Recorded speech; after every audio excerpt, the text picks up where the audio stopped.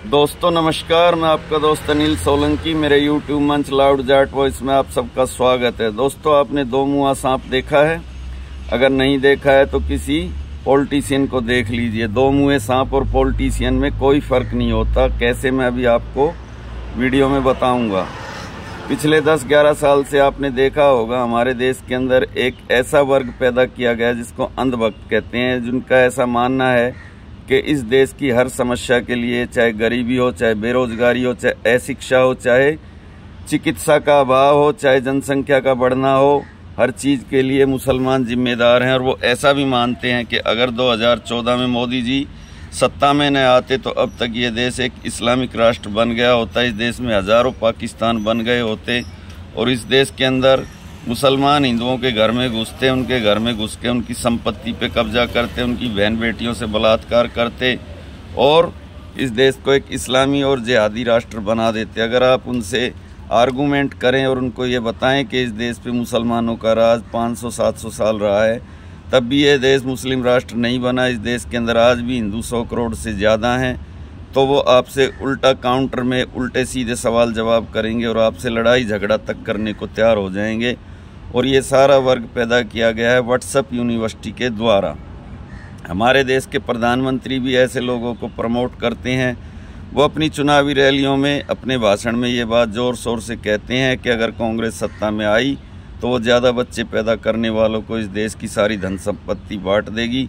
अगर आपके घर में 2 कमरे हैं तो 1 कमरा मुसलमानों को दे देंगे। अगर आपके घर में 2 भैंस है तो 1 भैंस छीन के मुसलमानों को दे देंगे। वो आपकी घर की महिलाओं के मंगलसूत्र तक मुसलमानों को दे देंगे। लेकिन वही प्रधानमंत्री अभी ईद के अंदर मुसलमानों को ईदी के तोहफे दे रहे हैं।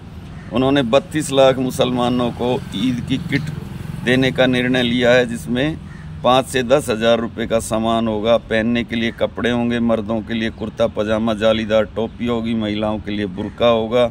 इसके अलावा खजूर होगा, अन्य फल फ्रूट होंगे, घी होगा और ईद मनाने के लिए और भी बहुत सारे तोहफे होंगे।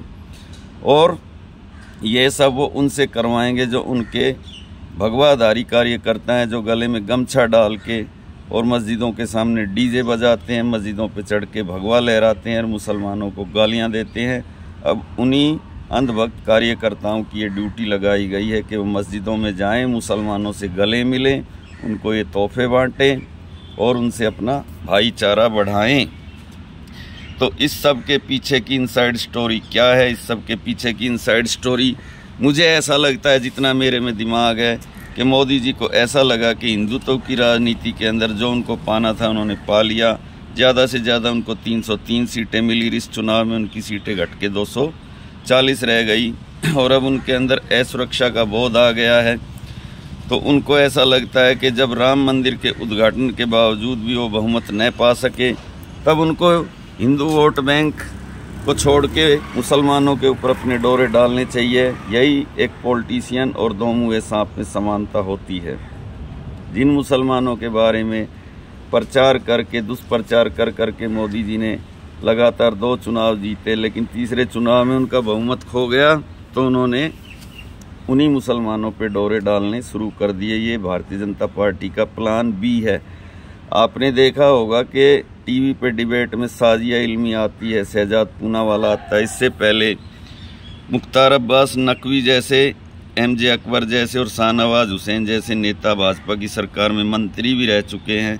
और भाजपा ने अपने मतलब के लिए जम्मू कश्मीर में महबूबा मुफ्ती के साथ मिलकर भी सरकार बनाई थी। इसके अलावा अटल बिहारी वाजपेयी की सरकार में फारूक अब्दुल्ला और शेख अब्दुल्ला भी मंत्री रह चुके हैं, जिनके ऊपर ये आरोप लगाया जाता है कि श्यामा प्रसाद मुखर्जी को जेल के अंदर शेख अब्दुल्ला ने मारा था। आज उनके बेटे फारूक अब्दुल्ला और उनके पोते उमर अब्दुल्ला अटल जी की सरकार में मंत्री भी रह चुके हैं। तो भाजपा जिस कांग्रेस पर तुष्टीकरण की नीति का आरोप लगाती थी और ये आरोप लगाती थी कि कांग्रेस ने इस देश के सारे संसाधन मुसलमानों को दे दिया, आज वही भाजपा करोड़ों रुपए का बजट मुसलमानों के एक त्यौहार ईद के लिए खर्च कर रही है। जबकि दिल्ली के अंदर उन्होंने चुनाव में ये वायदा किया था कि हर होली दिवाली पे महिलाओं को फ्री में सिलेंडर दिया जाएगा, लेकिन होली निकल गई और दिवाली भी निकल जाएगी, उस फ्री सिलेंडर का इंतज़ार ही रहेगा। अब अंधभक्तों को अपने प्लान बी पे सोचना चाहिए। जिस भारतीय जनता पार्टी के ऊपर वो अपना दिल जान सब न्योछावर कर रहे थे, वोट भी दे रहे थे, नोट भी दे रहे थे, और यहाँ तक कि अपनी जान तक भी कुछ लोगों ने कुर्बान कर दी। मस्जिदों पे चढ़ के भगवा लगाने के चक्कर में उनकी जान भी चली गई सांप्रदायिक दंगों के अंदर। आज उन अंधभक्तों को सोचना चाहिए कि अगर भाजपा ही मुस्लिम तुष्टीकरण करने लगी तब वो कहाँ जाएंगे, उनके पास कौन सा रास्ता बचेगा, किस पार्टी को वो वोट देंगे। उनको भी अपना प्लान भी तैयार करना चाहिए और उनको भी ये सोचना चाहिए कि अब हमारा क्या होगा। जिस मोदी के भरोसे हमने इतना बड़ा एक सपनों का महल बुन लिया, जिस मोदी को हमने इतना बड़ा सुपर हीरो बना दिया कि जो मोदी हमारी मुसलमानों से रक्षा करेगा, वही मोदी आज मुस्लिमों का तुष्टीकरण कर रहा है, ईद पे उनको करोड़ों रुपए के तोहफे बांट रहा है।